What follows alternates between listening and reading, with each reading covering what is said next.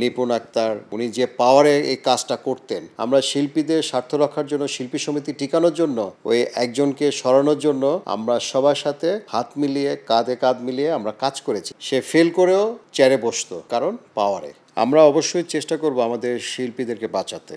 দেখেছেন যে আমাদের নির্বাচনের পরে অনেক ঘাত প্রতিঘাত আমাদেরকে পার হতে হয়েছে। তারপরে আবার দেখা গেছে সাংবাদিক ভাইদের সাথে আমাদের একটা গন্ডগোল তারাই বাদিয়েছে, তার পক্ষে যারা ছিল তারাই এই গন্ডগোলটার সাথে যোগসূত্র ছিল তাদের, এটা আমরা পরে জেনেছি।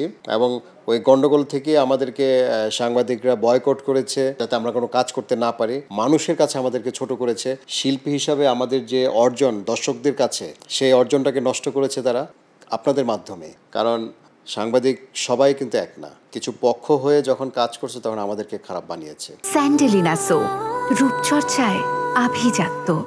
আমরা লড়েছি, আমরা তো দেশের জন্য যাই করি না কেন, আমরা শিল্পীদের স্বার্থ রক্ষার জন্য, শিল্পী সমিতি টিকানোর জন্য, ওই একজনকে সরানোর জন্য আমরা সবার সাথে হাত মিলিয়ে, কাঁধে কাঁধ মিলিয়ে আমরা কাজ করেছি যাতে এটা একটা মুক্ত হয়। যে পাওয়ারের কথা বলেন, যে নিপুণ আক্তার উনি যে পাওয়ারে এই কাজটা করতেন, তারপরে দেখেন যে পাওয়ার দিয়ে কত কাজ করতেন। সে কোর্ট পর্যন্ত নিয়েছে, সে ফেল করেও চেয়ারে বসতো, কারণ পাওয়ারে। তা আমরা অসহায় ছিলাম, কারণ আমরা কোর্ট কাছারিতে আমরা অভ্যস্ত না, আমরা শান্তিপ্রিয়, আমরা কাজ করি, আমরা আসলে ভেজাল জিনিস আমরা পছন্দ করি না। তারপর আমরা সুন্দর একটা নির্বাচন হয়েছে, সে মেনে নিয়েছে, মেনে নিয়ে মালা বদল করেছে, তারপর আবার সে মামলা করেছে। এখন আমরা আমাদের গঠনতন্ত্র অনুযায়ী তার ব্যবস্থা তো আমরা নেবই, এবং অলরেডি নেওয়া হয়েছে, তাকে কয়েকবার চিঠি দেওয়া হয়েছে। সে সুষ্ঠুভাবে যদি কোনো না দেন, উত্তর না দেন, তখন আমাদের আইনানুগ ব্যবস্থা যেটা হবে গঠনতন্ত্র অনুযায়ী সেটা আমরা নেব। সে তো করেছে, সেটা তো যদি তার ভুল যদি স্বীকার করেন, একজন দোষী, আপনি যদি দোষ স্বীকার করেন,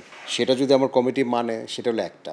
আর যদি সে ভুল স্বীকার না করেন, তাহলে তো অবশ্যই তার গঠনতন্ত্র অনুযায়ী, আমাদের শিল্পী সমিতির গঠনতন্ত্র অনুযায়ী যে বিচারটা হবে, সেই বিচারে তার সদস্যপদ চলে যাবে, হয়তো আজীবনের জন্য যেতে পারে, বা হয়তো আমরা যে টাইম আছে এই টাইমের জন্য যেতে পারে, এরকমই হবে গঠনতন্ত্র অনুযায়ী যেটা হবে। আমরা অবশ্যই চেষ্টা করব আমাদের শিল্পীদেরকে বাঁচাতে, কারণ এরকম যদি ঢালাওভাবে মানে শিল্পীদেরকে মামলা দেওয়া হয়, দেখা গেছে এর মধ্যে নিরপরাধ অনেকে আছে, অনেকে পার্টির সাথে জড়িত না, অনেকে হয়তো পার্টি করেছে। কারণ একটা দীর্ঘদিন যখন একটা স্বৈরাচারী সরকার ছিল, তখন বাঁচার জন্য অনেক শিল্পী আশ্রয় নিয়েছে, হয়তো আশ্রয় নিতে গিয়ে কিছু ভুল ত্রুটি করেছে, তার পানিশমেন্ট সে পাবে। নিরপরাধ যেন কোনো শিল্পী না ফাঁসে, সেদিকে আমরা লক্ষ্য রাখবো। আমরা চাবো যেন আমাদের শিল্পীরা এর ভিতরে না জড়ায়। প্রত্যাশা অনেকই, আমরা এখন স্বাধীন আছি, স্বাধীনভাবে বাঁচতে চাই, স্বাধীনভাবে নিঃশ্বাস নিতে চাই। আমি প্রচণ্ড ব্যস্ত ছিলাম এই বিএনপি সরকারের আমলে।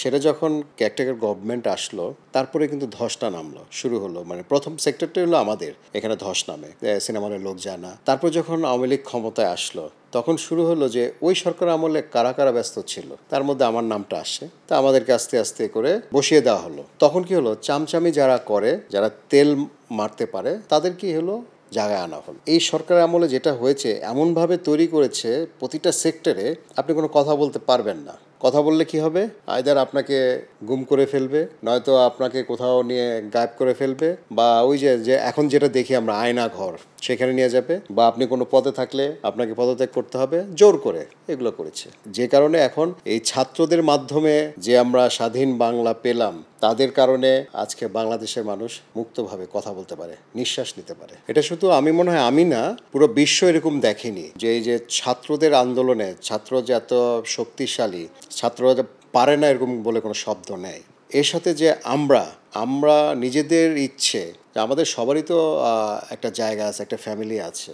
আমার ফ্যামিলি থেকে আমরা 4 তারিখ, এর আগে তো আমরা বেরোতে পারি না, কারণ আমাদের নেট থাকে না, কিছু নেই, কারোর সাথে যোগাযোগ করতে পারি না। তা আমার ফ্যামিলি সহ আমরা 4 তারিখে সকাল 10টায় শহীদ মিনারে চলে গেছি। কী কারণে? আমার বাসায় আমাকে থাকতে দিচ্ছে না, যে আমরা ছাত্রদের কাছে যাব, ওদেরকে কিছু খাবার দিব।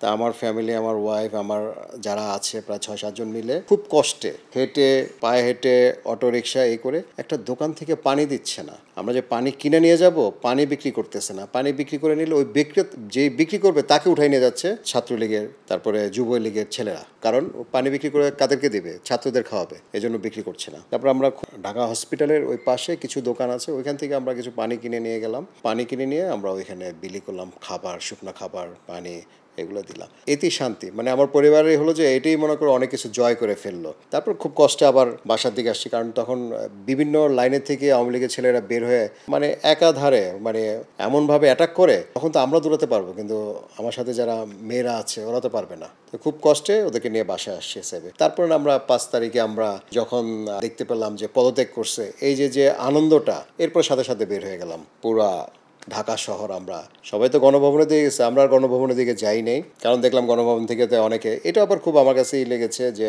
আমরা স্বাধীন করেছি কিন্তু আমরা কিছু পরিচয় দিয়ে গেলাম যে আমাদের দেশের সম্পদ আমরা কেন এভাবে নষ্ট করব। এটা তো আমি একমত না। ছাত্রদের ভূমিকা আসলে বলার মতো না, কারণ ওনারা যে দেশটার হাল ধরছে, এত রাজনৈতিক দল ছিল, তারা এত বছর যা করতে পারে নাই, আমাদের গুটি কয়েক ছাত্র ইউনিট থেকে পুরো দেশ একসাথে হয়ে গেছে। তো এর চাইতে মানে এর খুশি মানে এটা বলার মতো না। একটা জিনিস আমার খুব মানে লেগেছে যে একজন ভিক্ষুক, সে ভিক্ষা করে সারাদিন, ওইখান থেকে সে ত্রাণের টাকা দিচ্ছে।